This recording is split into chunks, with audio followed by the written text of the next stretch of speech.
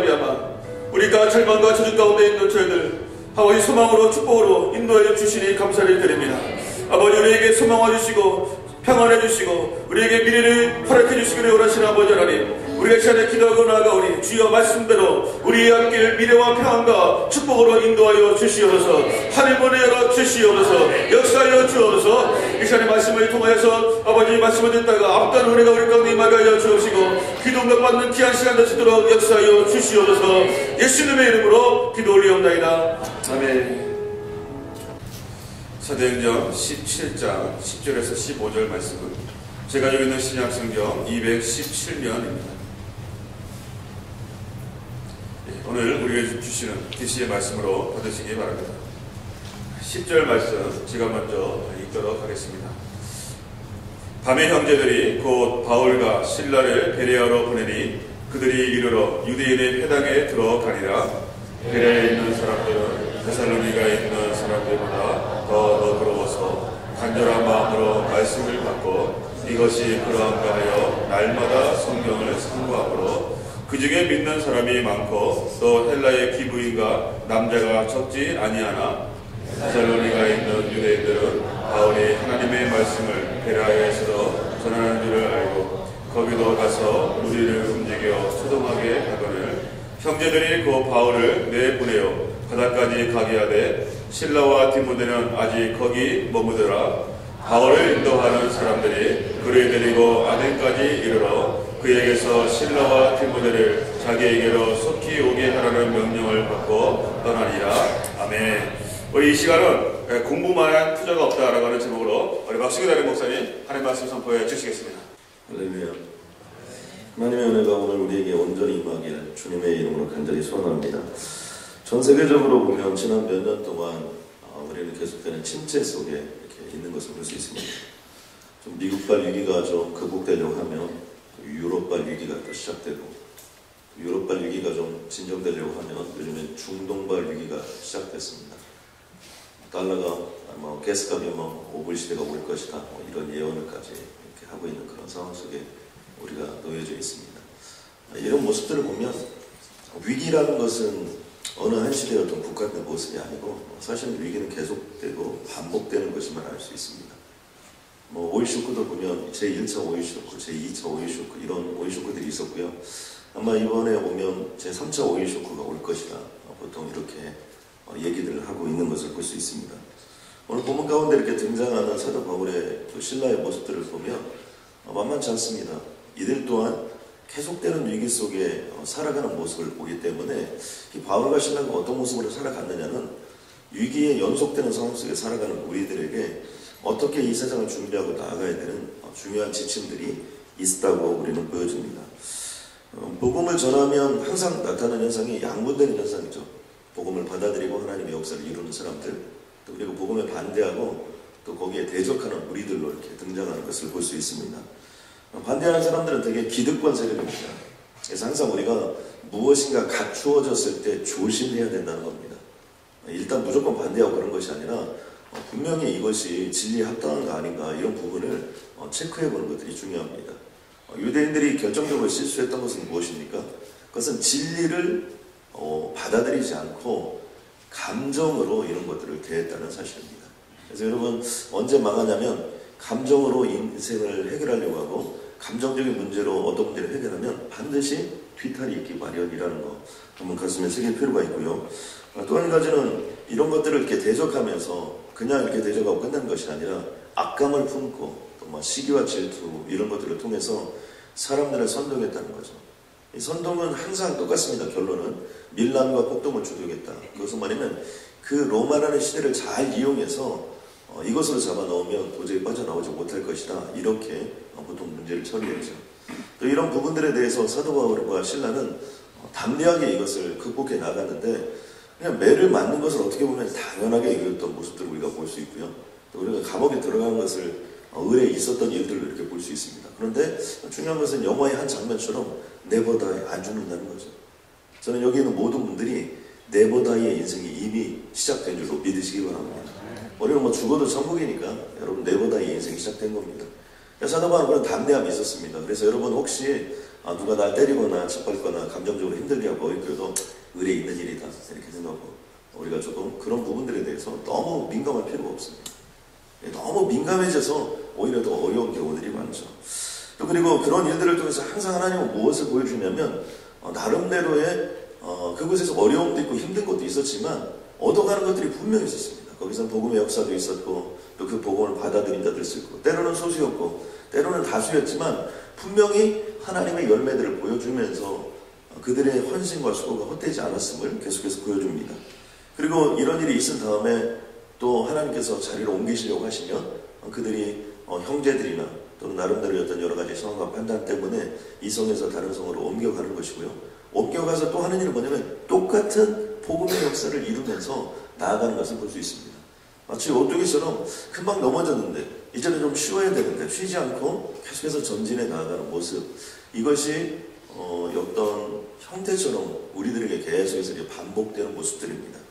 이 데살로니가의 복음을 전하다가 이제 그들이 다시 그냥 또 쫓아오고 여러 가지 소동을 벌이자 데살로니가를 내려놓고 이들은 도망을 쳤는데 바로 그것이 베레아라는 곳으로 도망을 쳤습니다. 말씀을 시작은 이렇게 합니다. 밤에 형제들이 곧 바울과 시라를 베레아로 보내니. 이게 형제들이라는 것은 그곳에서 데살로니가에서 복음을 믿었던 사람들이겠죠.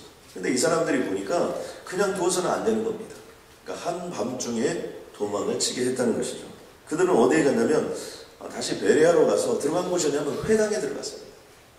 사도 바울은 항상 익숙한 곳, 또 그리고 좀 모든 것들이 좀 편안한 어떤 상황들, 이런 상황 속에서 이렇게 복음을 접해가는 모습들을 볼 수 있고요. 그곳에 가서 복음을 전했는데 이 베레아 사람들이 보통 복음을 전하는 곳하고 상당한 차이가 있었다는 것을 오늘 말씀을 통해서 볼 수 있습니다.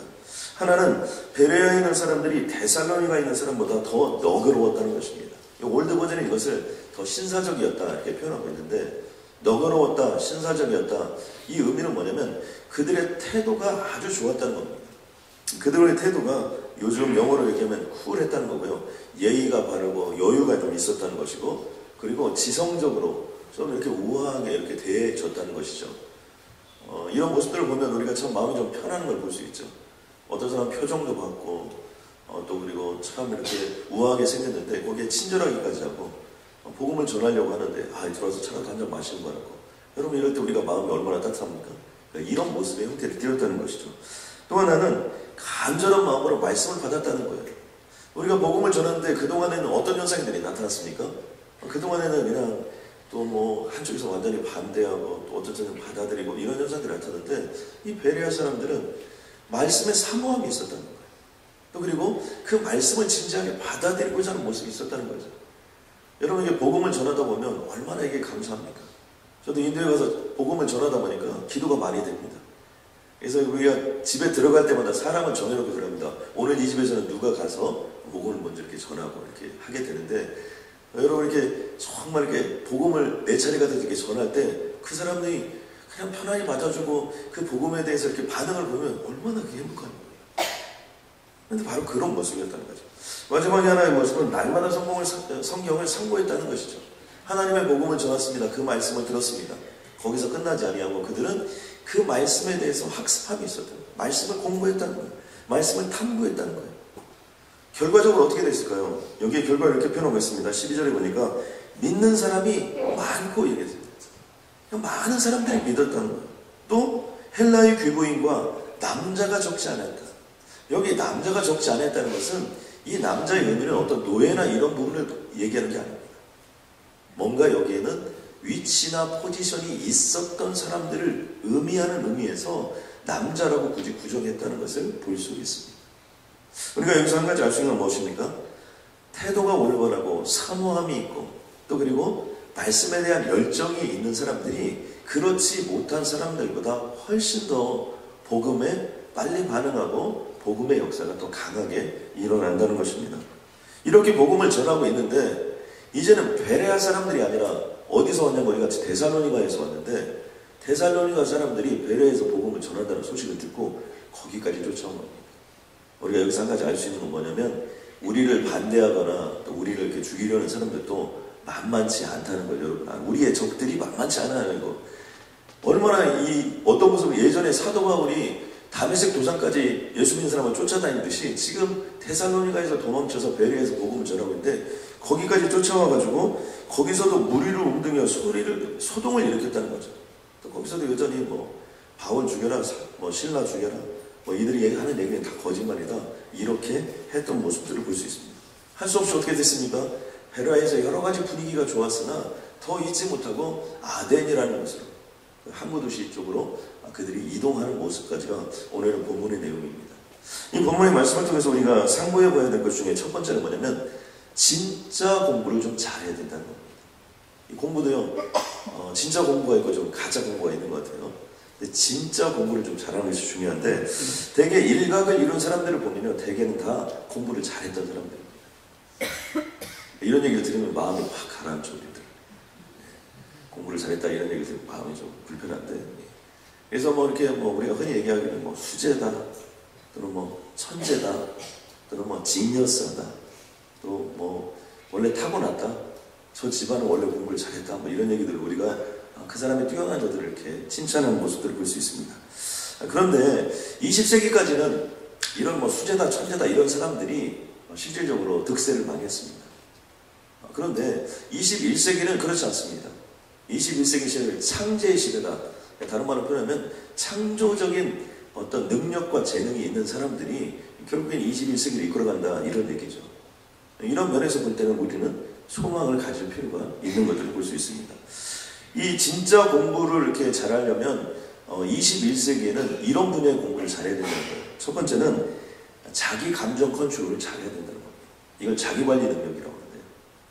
지금 현재 21세기에 어떤 시대적으로 쓰임받고 또 어떤 역사를 이루는 인물들의 공통점을 분석해보니까 자기관리 능력이 뛰어난 사람들. 저는 새벽기도 오시는 분들은 자기관리 능력이 뛰어난 사람이라고 저는 믿습니다. 여러분 밤새고는 여기 못 오는 겁니다. 뭐 밤새고 잠이 안 와서 오늘 처음으로 나오신 분은 어쩔 수 없지만 매일 아침마다 이거 온다는 것은요, 삶의 여러 가지 부분에서 자기관리를 잘 하지 않으면 사실 매일매일 새벽기도 한다는 게 상당히 어렵습니다.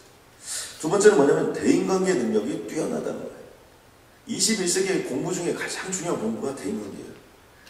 사실 사도 바울과 신라의 모습들을 보면 어디서 볼 수 있습니까? 만남의 축복들을 볼 수 있어요. 그리고 사도 바울이 제일 먼저 들어가는 곳이 어디입니까? 유대인의 회당에 먼저 들어갑니다. 아는 얼굴 이런 것을 하면서 다 거기서 사도 바울이 유대인의 회당에 들어가서 쫓겨났다는 얘기가 없어요. 일단 들어가서 말씀을 전하는 데까지는 항상 역사가 일어나는 걸 볼 수 있습니다. 그만큼 처음 대하는 사람들이었음에도 불구하고 어떤 대인관계 능력이 뛰어났고, 뿐만 아니라 한번 인격적인 연을 맺었거나 또는 영적인 어떤 릴레이션십이 생겼던 사람들에 대해서 계속해서 이제 사도행전이 끝까지 이것들이 진행이 되고요.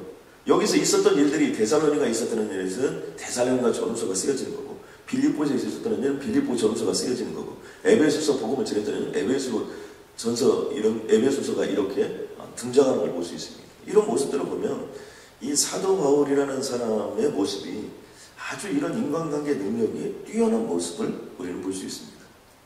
세 번째는요, 위기 대처 능력입니다. 이 능력이 21세기는 가장 중요하죠. 우리는 어떤 시대에 살고 있냐면 위기의 시대에 살고 있습니다. 왜 위기의 시대냐? 그것은요, 과거로 돌아가면 돌아갈수록 사회 변화가 늦었습니다. 농사 지으면요, 대개는 다 농사를 지었어요. 면사무소나 동사무소에서 펜 잡고 있는 사람들은 그 사람들 외에는 나머지는 다 농사를 지었어요. 그래서 땅을 가지고 있는 사람과 가지고 있지 않은 사람, 뭐 밭을 가지고 있는 사람과 가지고 있지 않은 사람, 이런 차이였지 대개 먹는 것도 비슷했고 다 똑같았습니다. 냉장고가 없던 시대에는 다 그냥 냉장고 없이 살았던 거죠. 근데 지금은 시대가 발달하고 지식의 변화가 너무 빠른 겁니다. 옛날에는 책이라는 것이요, 뭐 동네에 한 번 들어오면 그거 가지고 돌려보고, 저희 어렸을 때 만화책도 그렇게 했습니다. 소년중앙 누가 하나 사면 그 집 보고 2번 소년중앙 내가 하고, 또 소년중앙 2번으로 보기 위해서 걔한테 좀 이렇게 막 사발사발도 하고 이렇게 해야 소년중앙 보고 다 그랬던 거죠. 근데 지금은 어때요? 온 전체가 다 책, 온 세상이 다 인포메이션. 시간이 없어서 인포메이션 체크를 못해요. 구글에 가서 그냥 딱 치면 정보가 수십만 개 나오는데 그걸 다 어떻게 우리가 지금 볼 수 있습니까? 이런 시대에 살다 보니까 더 중요한 것은 뭐냐면, 우리가 알고 있는 지식도 중요하지만 그 지식을 통해서 위기가 옵니다. 그 위기를 어떻게 대처하는가, 이것이 훨씬 더 중요하죠. 이것을 뭐 솔루션의 능력이다, 문제 해결 능력이라고 하는데 21세기 유형들이 가져야 될 가장 중요한 능력 중에 하나가 뭐냐면 위기 대처입니다. 그러면 어떤 어려움이 왔다, 누구나 다 어려워요. 어떤 사람이든지 시대가 변하고 빨리빨리 모든 것들이 변하고 위기의 상황들이 너무나 많이 오기 때문에 그런 위기들을 어떻게 하나하나 대처하고 문제를 해결하고 나아가느냐, 이 능력이 진짜로 중요하다는 거죠. 사도 바울도 이렇게 신라도 이렇게 보면요, 항상 유대인 회당에 먼저 들어가서 인간관계 능력을 잘 키워가지고 복음을 전하고, 또 디모데나 이렇게 한번 연을 맺었던 사람들을 계속해서 가고, 물론 뭐 인간관계에 문제가 없었던 것은 아니지만 나중에 보면 바나바의 관계도 해결하고 또 마가 요한의 관계도 해결하고 이런 모습들을 계속해서 해결해 나가서 별로 성격은 다혈질이었고, 조금 과하게 표현하면 제가 사도 바울을 전공했습니다만 교수님들의 얘기대로 사도 바울은 괴팍하다. 그래서 전공하다 그만뒀어요. 저도 괴팍해질까봐. 그런데 그런 모습들이 그 삶 속에 있는 거죠. 그러니까 이 모습을 보면 이 사도 바울은 인간관계 능력이 분명히 있는 사람입니다. 또 어디를 가나 사도 바울은 성경을 가지고 와갖고 복음을 전했습니다. 그것은 뭐냐면 분명한 툴을 가지고 다녔고요, 목적의식이 분명했습니다. 그러니까 복음이라는 목적의식을 향해서 끊임없이 나가면서 자기의 감정이나 모든 것들의 관리를 거기에 초점을 맞췄어요. 그러니까 이런 것들을 21세기 용어로는 목적지향적이라고 합니다. 목표지향적이라는 거죠. 이런 부분이 분명히 그의 삶 속에 있었던 것을 알 수 있고, 이런 것들을 봐서 사도 바울은 자기관리 능력이 아주 뛰어났던 사람. 되게 목사님 저는 내일 아침에 나올 거예요. 그리고 안 나오시는 분들이 많아요. 이거 자기관리 능력이 안 되는 거예요. 이거 마음 먹는다고 되는 게 아니죠. 이 자기관리 능력이라는 게 굉장히 중요해요. 21세기는. 또 하나는 위기가 닥치면 두려움 없이 맞섭니다. 아주 담대해요. 사도 바울은. 복음을 선포할 때 보면 서리빨처럼 정말 도저히 도망갈 수 있으리라고는 생각하지 않는 그런 모습을 펼쳐집니다. 그런데 어떻게 됩니까? 결정적인 순간에 또 어려우면 싹 도망갑니다. 그리고 심지어 성벽을 타고 이렇게 뭐 성벽을 그냥 내려온 것도 있지만 거기에 뭐 수레 같은 거 이런 거 해가지고 위에서 해가지고 내리고 정말 얼마나 유치찬란하게 도망을 가고, 또 형제들이 도와주면 또 도망을 가고, 여기서 지금 데살로니가에서 도망갈 때도 형제들이 도망갈 수 있도록 도와줬고요, 베라에서 도망갈 때도 형제들이 도움을 줘서 도망가고, 이렇게 끊임없이 담대히 나아가다가 어느 한순간에 싹 사라져 없어져 버리고, 그 신출귀몰한 모습들을 이렇게 보여주고 있는 것이고요. 또 그리고 다시 가서 여기서 그런 어려움을 겪었고 힘든 것들을 겪었으면 나중에 가서 어떻게 됩니까? 복음을 전하기가 어렵죠. 그럼에도 불구하고 어떻게 해요? 오뚜기처럼 다시 일어나서 자신이 해야 될 일을 꾸준히 나아가는 모습을 볼 수 있습니다. 이런 모습 속에서 우리는 위기에 대처하는 능력, 그리고 문제 해결 능력이 있는 모습들을 우리는 알 수 있죠. 저는 그러므로 여기 있는 모든 분들이 자기관리 능력이 좀 뛰어난 그런 인생들이 되시길 주님의 간절히 소원합니다. 새벽에 나오신 걸로 봐서 자기관리 능력은 분명히 있습니다. 근데 이게 자기 감정 컨트롤, 이 부분이 상당히 중요하다는 거죠. 그래서 화를 내도 좀 전략적으로 내야 되죠. 말을 안 해도 좀 전략적으로 말을 안 하고, 이런 것들이 좀 필요하죠. 그 다음에 대인관계 능력, 여러분이 늘 생각하면서 이 능력을 달라고 기도하시고, 그 다음에 위기 대처 능력, 하나님 정말 이 능력은 우리에게 꼭 필요합니다. 꼭 하나님께 허락해달라고 기도하시면 하나님이 허락해 주실 줄로 믿습니다. 또 하나, 두 번째는요, 양쪽을 두루 겸비한 사람이 되라는 거죠. 오늘 베레아 사람들에게도 많은 사람들이 예수 그리스도를 복음으로 받아들이고, 또 그리고 귀부인들과 또 거기에 있는 남자들까지 이렇게 복음을 받아들였던 모습들을 보면 어떤 모습이 있었습니까? 다른 곳과 다르게 그들의 태도가 있었죠. 어떻게 보면 우리 복음적인 입장에서는 복음지향적인 태도가 있었어요. 또 그 다음에 진지함이 있었고요, 사모함이 있었습니다. 거기서 끝나지 않고 그들은 말씀을 날마다 상고했다는 거예요. 공부했다는 거예요. 연구했다는 거예요. 탐구했다는 거예요. 이런 모습들이 그들의 삶 속에 나타났다는 거죠. 그러니까 21세기는 어느 한 가지만 잘해서는 좀 어렵습니다. 보편적으로 잘하면서 한 가지가 좀 뛰어난 거, 이런 부분들이 우리에게 필요하죠. 그런데 요즘 전 세계가 어려운데요, 그럼에도 불구하고 두각을 나타내는 민족이 있습니다. 참 이런 민족들을 보면 좀 기분이 나빠요. 너희는 기분이 좋을 수도 있습니다. 다름 아닌 대한민국입니다. 요즘에 대한민국이요, 만만치 않아요. 오바마 대통령이 연설할 때마다 이렇게 등장하는 것 중에 하나고요. 일본에서 요즘에 견학을 다른 데로 가지 않고 한국으로 와서 견학을 많이 한다는 거예요. 그래서 한국으로 예전엔 아시아로 여행을 갈 때 미국 대학에서 가이드라인을 이렇게 정했다는 겁니다. 일본을 꼭 갔다 오십시오. 그런데 요즘에는 한국을 꼭 갔다 오라고 얘기합니다. 한국의 건축 양식, 내부적인 인테리어 이런 것들이 아주 뛰어나다고 그럽니다. 뿐만 아니라 요즘에 동양인 최초의 로스쿨의 여성 종신 교수, 하버드 로스쿨에 들어가기도 어려운데 거기에 나이도 젊은데 종신 교수가 되는 그런 한 100명 중에서 3분의 2 이상의 어떤 그런 것들을 획득해야 거기에 종신 교수가 될 수 있다. 종신 교수는요, 안 쫓겨나는 겁니다. 평생 동안 하버드 로스쿨에 교수로 있는데 젊은 한국 여자분이 이런 종신 교수가 이렇게 되는 모습들을 볼 수 있다거나요. 또 그리고 피겨 스케이팅의 역사를 새롭게 쓴다거나요. 또 사업적인 부분에서 두각을 나타내고 있죠. 최근에 어떤 내용에 보니까 미국의 백인들의 그 대학생들의 꿈이 이렇게 표현되어 있습니다. 전에는 일본에 가서 일본 여자와 결혼하고 소니에 들어가서 세계를 섬기는 것이 이 미국 대학생들의 꿈이었다는데 요즘에 미국 대학생들의 꿈이 뭐냐면 한국에 가서 삼성에 입사해요. 삼성의 직원이 돼서 한국 여자와 결혼해서 잘 먹고 잘 사는 거다. 이게 지금 요즘 이야 진짜 이게 지금 이게 진짜 많은 얘기가 이거 신문에 나온 얘기니까. 물론 신문이 가짜도 많아요. 다 지어낸 얘기도 많고 그렇지만 이런 얘기 우리의 가슴을 그냥 따뜻하게 하잖아요. 그래서 제가 한번 가져와 봤어요. 또 리더십 분야. 요즘에 제가 진짜로 저희 캄보디아에 작년 2월에 갔었는데요. 캄보디아의 훈센이라는 총리가 형님으로 모시고 있는 분이 계시다는 거예요. 거기에 북한 대사관이 얼마나 큰지 모릅니다. 궁정 같아요. 그래서 저는 김정일이나 이런 분을 형님으로 모시고 있는 줄 알았더니 그게 아니라 이명박 대통령을 형님으로 모시고 있다. 경제 롤 모델이라. 그래서 캄보디아에서 제일 많이 흡입해 오는 것이 뭐냐면 새마을 운동. 이런 것들을 가장 많이 흡입해 오는 거예요. 리더십 분야에서도 여러분 보통의 대통령들은 초기에는 상종가를 치다가 이제 중반 이후부터 딱 지나면 그때부터 인기가 계속 떨어져가지고 나중에는 어떻게 해야 될지 몰라서 어려워진다는 거죠. 그런데 이명박 대통령은 거꾸로라는 거예요. 리더십이. 처음에는 그냥 광우병 해가지고 온 나라가 다 광우병이 들어가지고 그때 지지율이 10%까지 떨어져가지고 얼마나 어려웠습니까? 근데 지지율이 지금 현재는 50% 플러스 마이너스 이렇게 되고요. 점점 지금 중간 이하의 모든 리더십들이 다 떨어져야 되는 상황인데 이명박 대통령 리더십이 지금 올라가고 있다. 이것도 하나의 역현상이라는 거죠. 사실은 한국 정치가 잘했던 적이 거의 없었는데 지금 현재 이거 참 신기한 그런 부분이라고 여러 사람들이 이야기하고 있는 걸 볼 수 있습니다. 자, 그런데 저는 이런 데 관심 있는 게 아니라 왜 한국 사람들이 21세기 해필이면 지금 요즘 이렇게 두각을 나타내고 있느냐. 세계가 어렵다는데 전에는 세계가 어려우면 한국이 제일 먼저 어려가지고 그동안에 가장 먼저 어려움을 호소하고 힘들었는데 왜 한국이 이렇게 됐느냐. 그것을 두뇌적으로 분석한 내용이 있어서 제가 여러분에게 말씀드릴 겁니다. 양뇌가 발달해서 하는데요. 인간에게는 좌뇌가 있고 우뇌가 있다는 것입니다. 노벨 의학상을 탔던 로저 스페리라는 사람이 좌뇌와 우뇌를 연구해서 이제는 했고 여러분 요즘에 CT 촬영이나 여러 가지 것들이 발달되어서 이 뇌의 반응들을 검사하다 보니까 요즘에 뇌에 대한 연구들이 굉장히 많습니다.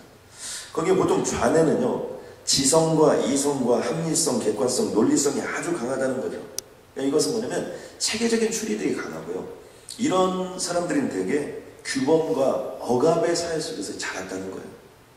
이런 대표적인 나라들은요. 일본, 독일, 미국 같은 경우는 그렇다. 여러분 학교 가면 미국도요. 아주 규범이 강합니다. 그리고 어그리시브하게 어떤 부분을 억압해주는 면들이 학교 교육에 강하죠. 이런 나라들은 되게 어떤 지성과 이성과 합리성과 객관성 이런 것들이 뛰어나서 그런 것들을 통해서 어떤 강력한 어떤 사회 구조를 띠고 있고 이런 것들은 체계적이고 시스템적인 부분이 아주 발달되어 있다는 거죠. 미국이 그런 면들을 볼 수 있어요. 다른 하나는 우뇌인데요. 우뇌의 특징은 이미지적인 부분이 강하고 감정적이고 직관적이라는 겁니다. 그러다 보니까 규범적이기보다는 무규범적이고요. 아주 자유로운 것들을 좋아한다는 거죠. 그래서 우리나라 사람은 어디에 속하냐? 본래 우리나라 사람은 우뇌에 속한다는 거예요. 그래서 여러분 서양의 음계는 7음계고 우리의 음계는 5음계죠. 아는 얘기입니까? 네. 우리들이 이렇게 찬양을 부르고 우리는 어떻게 합니까? 그냥 대충 불러요 우리는. 찬이라는 것도 어떻게 돼요? 그냥 하고 싶은 대로 하는 거예요. 감정이 끌리는 대로 올리고 싶으면 올리고 내리고 싶은 대로. 그러니까 우리도 찬송가를 어떻게 합니까? 4분의 4밖에 우리는 지키지 않아요. 마지막 꺾기가 없어요. 우리는 그런데 어떻게 해요? 가서 한번 꺾어야 맛이 나는 거죠. 이거 우리가 본질적으로 그렇다는 거예요. 본래적으로. 소형 음계는 치는 게 그 음계를 내야 되는데 우리는 괜찮아요. 그냥 우리는 오음계이기 때문에 대충 반음 정도는 올리거나 내리고도 아무 상관없어요. 그래서 여기서 우리가 찬양대하거나 뭐해도 플래시 그냥 나죠. 그냥 우리 민족의 속성이 그렇다는 거예요. 민족의 속성. 그게 운해가 좀 발달했다는 어떤 그런 부분이고요. 그러다 보니까 치밀한 분석이나 이런 거 사전적 계획 없이도 그냥 감이 딱 오면 그냥 일단 저지르고 보는 게 우리나라의 사람들의 특징이라는 거죠. 또 그리고 융통성과 어떤 문제를 부딪히면 어떻게 돼요? 그것들을 융통적으로 좀 잘 해결하고요. 또 그 다음에 그냥 우리나라는 어떻게 하면 그냥 하면 되는 거야. 그냥 넘어가요. 왜요? 이게 운해들의 특징이라는 거죠. 그러다 보니까 겁도 별로 없고요. 그러다 보니까 안전사고가 가장 많이 나는 게 한국이에요. 한국 안전사고가 많이 나요. 길이 없는데 일단 가고 보는 거예요. 그냥. 또 그리고 실패도 많이 합니다. 계획적이 않아요. 무계획적이에요. 그러다 보니까 이제 실패도 많이 하는 운해형이라는 거죠. 그런데 이 한국 사람들이 그동안 자녀의 교육을 많이 받았는데 그것은 유교적인 영향 때문에 조선왕조 500년 동안 자녀의 교육을 많이 받았다는 거예요. 그리고 일본과 미국의 영향을 가장 많이 받아서 우리나라 사람들이 좌뇌의 교육을 많이 받았는데 원래 가지고 있는 운해형의 모습에다가 그리고 지금까지 한 500년 이상을 받아왔던 좌뇌형이 하나를 합쳐가지고 양뇌형이 됐는데 이 양뇌형이 21세기에 폭발한다는 거예요. 그러니까 한국은 뭡니까? 못할 게 없다는 거죠. 반도체 30년 간격이 있다. 뭐 시작한 지 3년 뒤에 있다. 그런데 어떻게 됩니까? 1년 안에 따라잡아라. 목표를 말도 안 되는 목표를 세우는 거예요. 전 세계가 저거 완전히 망한다. 그런데 어떻게 되는 거예요? 따라잡는 거예요. 그래서 역사가 일어나는 거예요. 자동차 회사 지금 미국에서요 4번째로 자동차가 많이 팔렸는데 자동차 시작도 어떻게 되는 겁니까? 자동차를 하겠다. 연구가 뭐가 없어요. 자동차를 하겠다. 그럼 어떻게 하냐? 자동차를 사와요. 그래서 자동차 있는 나라에서 자동차 2대 사와가지고 여기 와서 자동차를 다 뜯어봐요. 그리고 그대로 만들어요. 뭘 엔진을 어떻게 하 그런 거 필요 없습니다. 그냥 고문 갖다가 해가지고 두드려가지고 만들어서 그게 만든 게 본이고요. 그렇게 해서 자동차를 만들어서 오늘날의 역사를 이루는 거죠. 이게 말도 안 되는데 이것이 운이기 때문에 그렇게 된다는 거예요. 그런데 거기에 자뇌형의 체계적인 시스템적인 부분이 있었다는 거죠. 시간이 많이 가서 제가 더 이상 설명을 못합니다. 제가 얘기하려고 하는 것은 뭐냐면 사도 바울이 그랬다는 거예요. 사도 바울의 삶을 보면 제가 사도 바울을 전공했는데요. 저보다 전공을 많이 하신 공부를 많이 하신 분들이 얘기를 들어보면 사도 바울은 가마니엘의 문화에서 철저하게 유대교적으로 훈련을 받았던 사람이에요. 그러니까 좌뇌적인 교육을 많이 받았던 사람이죠. 근데 사도 바울이 복음의 현장에 나가보니까 어떻게 해요? 모든 상황은 전부 다 운회적인 상황이에요. 즉각적으로 판단하고 모든 것들을 위기에 당하면 대처하고 문제 해결 능력을 키우고 이런 부분을 하지 않으면 안 됐다는 거죠. 그런 면을 볼 때 사도 바울은 좌뇌와 우뇌와 양뇌형으로 이게 준비가 되어졌고 나아갔던 부분보다는 하나님이 그렇게 해서 그런 상황 가운데서 좌뇌도 우뇌도 이렇게 발달시켜서 사용함으로 말미암아 그렇게 쓰임받았던 모습이 아닌가. 그래서 혹시 그동안 여러분 그냥 편안한 상황 속에서 그동안 신앙생활을 했는데 여러분에게 삶이 어려움이 오고 인생이 어려운 부분들은 여러분 운해를 사용하라고 하나님께서 잠시 시간을 주시는 줄로 여러분 믿으시기 바랍니다. 여러분 아멘입니까? 그러니까 여기는 모든 분들은요 그동안 원래 우리가 운해예요. 좌충우돌하고 얼마든지 갈 수 있는데 21세기 창제형의 리더는 바로 이 운해가 발달한 사람들이라는 거예요. 그런데 운해만으로는 안 됩니다. 거기에 좌뇌가 발달되어 있어야 되는데 우리는 그런 좌뇌가 발달돼서 여기까지 왔다는 것이죠. 글로벌 리더가 갖춰야 될 10가지 핵심 전략이 있습니다. 한번 읽어주고 마칩니다. 첫 번째는 문제 해결 능력이에요. 위기 대처 능력. 두 번째는 창의력 능력. 세 번째는 언어 표현 능력. 이 말하는 것도요. 여러분 다 이거 창의력 쓰는 거예요. 그 다음에 긍정적인 사고방식. 이건 뭐 말할 필요가 없죠. 우리는 절대 믿음을 가진 자이기 때문에 이건 우리는 긍정적인 사고방식을 완전히 넘어선 자입니다. 적극적 사고방식이 아니에요. 신앙은. 절대 믿음이기 때문에. 그 다음에 이미지 관리. 이런 것들은 필요하고요. 리더십, 그 다음에 강력한 추진력, 도전의식, 균형감각, 다양성 이런 면들을 보면 좌뇌와 우뇌가 적절하게 여러분 겸비된 자들을 통해서 역사가 일어나는데 저는 오늘 이곳에 있는 분들이 그런 역사가 일어나게 될 줄로 믿습니다. 여러분 아멘입니까? 네. 우리가 정말 사도 바울을 하나님이 그렇게 키워서 우리가 좀 이 분석이 맞을지 안 맞을지 모르지만 그런 측면에서 볼 수 있는 것처럼 오늘 우리들의 삶도 마찬가지죠. 한번 우리 가슴에 손을 대고 한번 합심으로 한번 기도하겠습니다. 하나님 감사합니다. 오늘 이 시간 나사렛 예수 그리스도의 이름으로 온전히 명하노니 하나님 우리에게도 사도 바울처럼 끊임없는 위기 상황들이 있을 수 있지만 하나님 그 위기를 잘 극복하여 이겨나갈 수 있도록 주님께서 위기관리 능력을 우리에게 허락하여 주옵소서. 문제 해결 능력을 허락하여 주시옵소서. 사도 바울이 어디를 가든지 유대인의 회당에 들어가며 한 번 맺은 관계를 평생 이끌어갔던 것처럼 하나님 오늘 우리에게도 인간관계의 귀한 능력들을 허락하여 주시옵고 그 능력과 권능으로 주님 역사하여 주옵소서. 하나님 복음을 전하면서 사도 바울이 얼마나 많은 어려움이 있었습니까?